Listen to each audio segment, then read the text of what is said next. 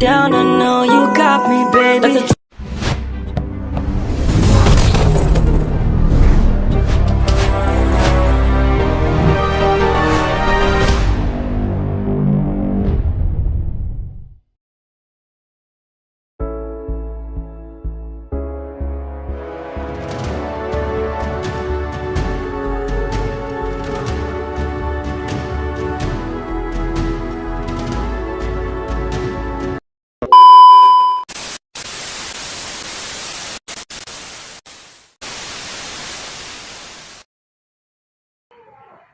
Assalamualaikum warahmatullahi wabarakatuh. Jadi di sini saya akan membahas tentang pendidikan anak berkebutuhan khusus dalam perspektif sosiologi. Jadi pendidikan anak berkebutuhan khusus dalam perspektif sosiologi merupakan kajian yang menyoroti bagaimana masyarakat mempersepsikan, memperlakukan, dan membentuk sistem pendidikan bagi anak-anak dengan berkebutuhan khusus. Perspektif ini menempatkan pendidikan sebagai produk sosial yang dipengaruhi oleh norma, nilai, struktur sosial, dan interaksi antar individu serta institusi. Adapun beberapa poin yang akan kita bahas dalam kajian sosiologi mengenai pendidikan anak berkebutuhan khusus. Poin pertama, konsep inklusi dan integrasi sosial. Nah, di mana dalam sosiologi, pendidikan inklusif dipandang sebagai upaya untuk menciptakan masyarakat yang setara. Anak berkebutuhan khusus tidak hanya dilihat dari keterbatasannya, tetapi sebagai bagian dari keragaman sosial. Sekolah inklusi menjadi instrumen yang membentuk masyarakat yang menerima perbedaan dan meminimalisir diskriminasi.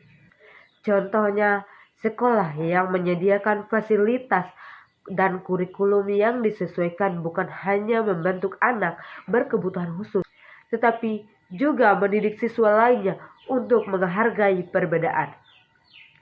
Kemudian yang kedua, labeling dan stigma sosial, di mana sosiologi menyoroti bagaimana label seperti anak, cacat, dan berkebutuhan khusus bisa membawa dampak psikososial dan membentuk identitas diri anak. Teori labeling menjelaskan bahwa ketika anak diberi label tertentu, masyarakat cenderung memperlakukan mereka sesuai label tersebut, yang dapat menghambat potensi mereka. Implikasi, pendidikan seharusnya tidak memperkuat stigma, tapi meningkatkan potensi dan kemampuan individual anak.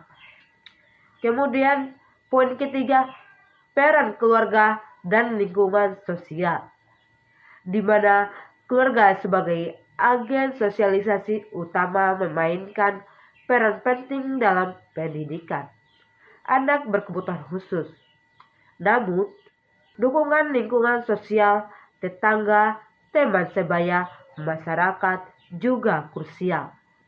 Dukungan yang rendah bisa menyebabkan isolasi sosial, sedangkan dukungan yang kuat bisa meningkatkan partisipasi dan keberhasilan pendidikan anak. Kemudian, poin yang keempat, ketimpangan sosial dan akses pendidikan, di mana dalam perspektif konflik markian ada ketimpangan dalam akses pendidikan bagi anak berkebutuhan khusus, terutama yang berasal dari keluarga miskin. Ketiadaan fasilitas, guru terlatih, atau kebijakan yang berpihak menyebabkan pendidikan bagi anak-anak ini menjadi terbatas.